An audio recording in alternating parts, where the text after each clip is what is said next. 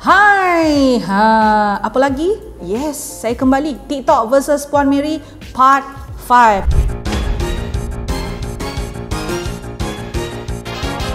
Kita nak lawan, bukan nak lawan, kadang-kadang nak sokong lah juga. Kalau ada video-video yang tak bagus, kita kalau ada video yang bagus, kita komen bagus, ya. So dalam video ini kita ulas dan bagikan pandangan lanjut. Maklumlah video TikTok tu pendek-pendek saja. So check it out.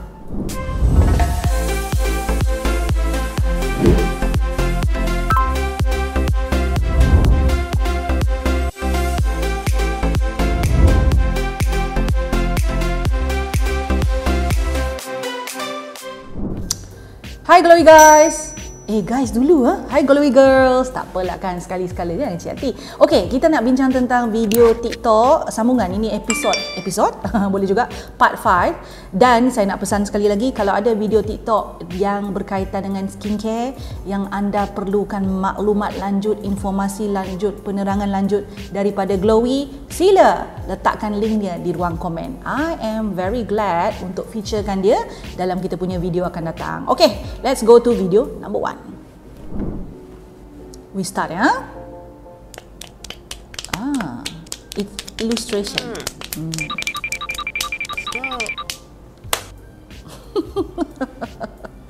Okay, baik. Ini berkaitan dengan how to apply skincare. So dia sebut when I do my skincare, tepuk-tepuk macam tu kan. Saya juga selalu dapat soalan ni. What is the most effective way untuk letakkan produk yang telah kita letak kat tangan ke, ataupun kita drop, letakkan direct kat muka ke? Should we massage? Should we ke bawah ke atas ke, tepuk ke? Macam mana kita nak buat?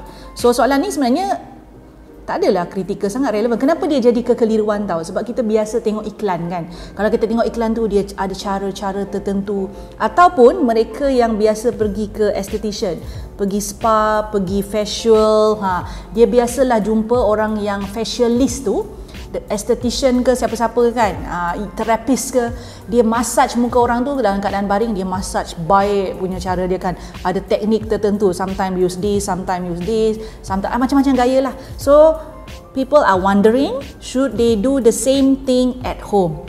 Jawapannya up to you. Tak ada halangan sebenarnya, dia simple je. Skincare ni, kalau dia pencuci muka, kita gosok lah sampai dia berbuih, lepas tu kita bersihkan lah.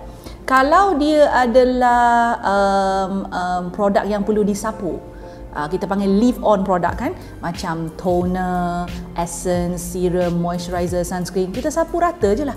Sebab tu kalau kita tengok dekat dia punya label, dia memang tulis ratakan dekat muka, massage to your face, ataupun dia panggil circular motion. Bagi saya dia tidak ada halangan nak buat cara-cara apa-apa pun. Cuma keyword dia adalah jangan mengasari kulit. Kalau yang ni tadi tepuk-tepuk, tampar-tampar ni, mengasari kulit lah tu. Pelan-pelan je tepuk tu, boleh, tak ada masalah.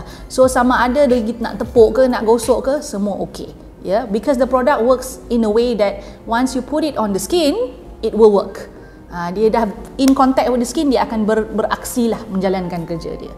Right? Clear clear. Tapi kalau siapa-siapa nak buat macam massage ke atas sebab dia tak nak drag the feet down, that is a good practice. Taklah kata itu the only way. Kadang-kadang saya ni kalau nak laju tak sempat dah buat macam tu, ratakan je dengan seluruh tapak tangan kadang-kadang. Tapi macam saya sebut tadi, keyword dia adalah be gentle to your skin. Kita tengok video kedua. Daripada pembukaan depan ni kita nampak, saya belum tekan play lagi saya nampak macam ada like kind of brush, that kind of synthetic bristles punya brush dengan buah orange ya, 2 biji ya. Saya rasa agak-agak dah tahulah apa ni kan, biasa dah tengok test macam ni. But let's check it out. Why it's so important to use a cleansing brush. So here are 2 oranges. I'm going to apply makeup to both. Here's a cleanser. I'm going to apply it to both of them. One of them I'm going to massage in with my hands just as you would the face, and I'm going to remove it with some gauze and some water. Okay. Look at the pores here. The other one I'm going to use the device, and I'm going to penetrate the cleanser with the device on this side, and then I'm going to go ahead and remove it with water and gauze, just like the other side. Look at the pores. Here's the difference. Alright, bersih dah, nampak bersih dah kan. Okay, video ni satu, apa yang saya faham dan apa yang anda perlu faham tentang video dia. Number one, dia menunjukkan kegunaan alat-alat pencuci muka cleanser yang berbeza. Satu tu cleanser yang biasa, satu lagi kita panggil deep cleanser tool. So kalau brush yang macam tu kan, whatever brush it is lah, dia ada efek exfoliation. Jadi dia adalah dipanggil deep cleanser, which sepatutnya kita tak gunakan secara harian. Saya ada brush macam tu, jenama Foreo lagi tu. Ada, memang ada ya, dan saya tak gunakan dia secara harian sebab deep cleansing ni dia akan memberikan efek exfoliation, and exfoliation tidak dilakukan setiap hari. Memang betul dia jauh lebih bersih, dan sebab itulah bila kita sebut jauh lebih bersih tu, things that is good kan, kalau dia too much atau too many time kita buat, dia akan jadi bad thing to your skin. So exfoliating ni bagus, tapi dibuat dengan kerap dia jadi tak berapa nak bagus. Okay, so commenting on kenapa pore, dia kata lubang-lubang pada limau orange tu kan, bukan limau, orange ya, itu macam masih ada kekotoran kalau dibersihkan dengan cleanser yang biasa. So this is my comment. First thing first, cleanser yang biasa adalah efektif untuk membersihkan kekotoran kalau dia bukan foundation. Ni dia nak bersihkan foundation kan. Foundation memang kita tak pakai cleanser biasa, kita kena break down the foundation dulu, dan foundation ni ada waxy ingredient, oily ingredient that require cara removal yang melebihi daripada sekadar pakai cleanser.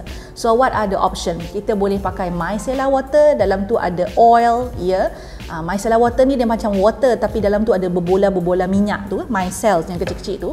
Or you can use oil cleanser, then buat double cleansing. That is the technique, the correct technique of removing foundation ataupun makeup. Okay. Keduanya adalah, betul ke foundation begini boleh tinggal dekat dalam pori-pori? Depends ya, betul. Tengok texture, tengok size pori-pori anda, depend. Dan dia juga boleh dibersihkan kalau teknik tu betul. Apa yang saya tengok kat sini, teknik dia tak betul ya, teknik dia kurang betul. Lagi satu adalah we cannot compare orange dengan kulit manusia. Liang kita ni dia ada tak sama.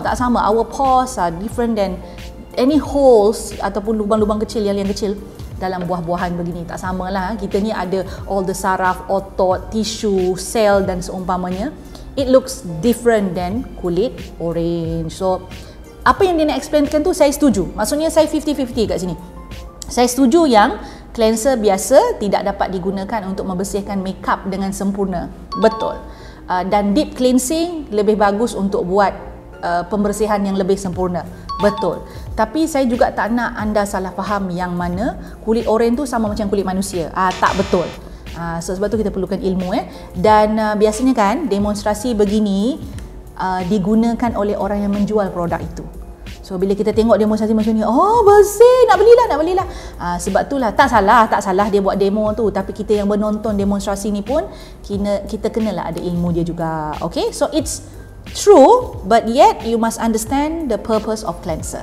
Last video ketiga. Sekarang kena ulas 3 video je, sebab kalau ulas 4 video, 5 video sampai episod akan datang tak habis lagi. Okay, tapi kalau ada video lain bagi tahu ya. Okay, video yang ketiga. Nampak macam grafik jugalah, bukan macam gambar orang kan. Let's have a look.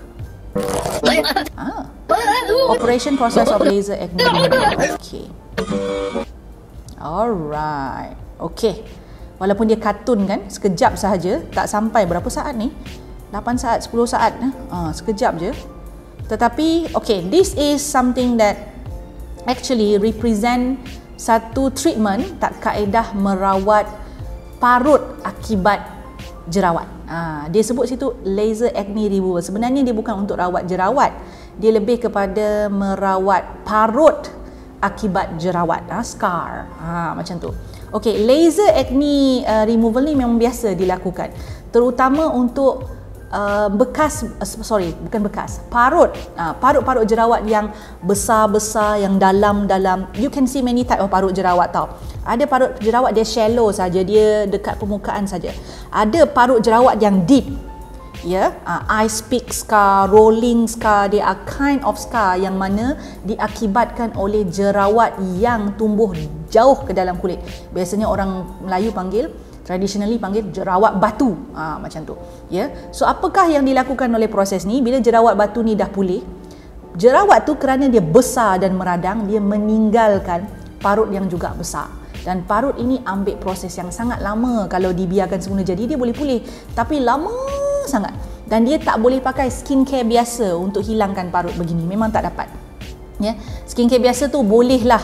Tapi kalau nak guna mungkin 2 tahun, 3 tahun dia akan pudar perlahan-lahan. Okey, itu pun dengan penjagaan kulit yang rapi, pastikan persekitaran okey, ada ciri-ciri dia. So what laser acne removal treatment ataupun proses ni lakukan adalah, cara dia buat adalah laser cahaya yang sangat kuat, ya, kuatlah bukan kegunaan harian ya, tapi selamat untuk kulit dipancarkan dan dia akan menyebabkan kawasan yang tadi ada scar tu akan mengalami luka.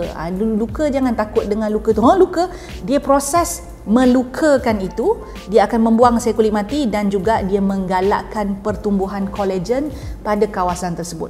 So kolagen ni akan membantu menumbuhkan balik kulit-kulit yang lawa, yang anjal untuk mengisi ruang-ruang parut yang rosak pada kulit tu akibat daripada jerawat yang inflammatory tadi, yang meradang tu tadi. Itu proses dia. Dia bukan sekali buat terus baik, dia ada proses dia jugalah. Dan ini bukan dibuat sendiri ya. Jangan pergi beli laser, senapang laser anak atau laser bukan yang tu, ya. Ini adalah dilakukan oleh esthetician yang terlatih ataupun doktor yang terlatih, doktor kulit yang terlatih untuk memastikan proses pertumbuhan semula kulit tu jadi rata dan cantik lah.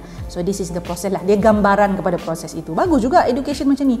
Tapi risaunya sebab dia tidak bagi penerangan lanjut kan? Itulah dia macam tu je. Macam simple sangat lah. Tak apalah, saya lah bagi penerangan lanjut. Okay, itu dia 3 TikTok video. Kali ni kita tak versus banyak sangat lah. Dia is a good content, cuma perlukan explanation yang panjang. Ada tak video yang anda tengok keliru? Bagi tahu, letakkan linknya di ruang komen. Kita nak tengok video TikTok tersebut, kita komen episod akan datang. Bye. Suka video yang saya selalu kongsikan?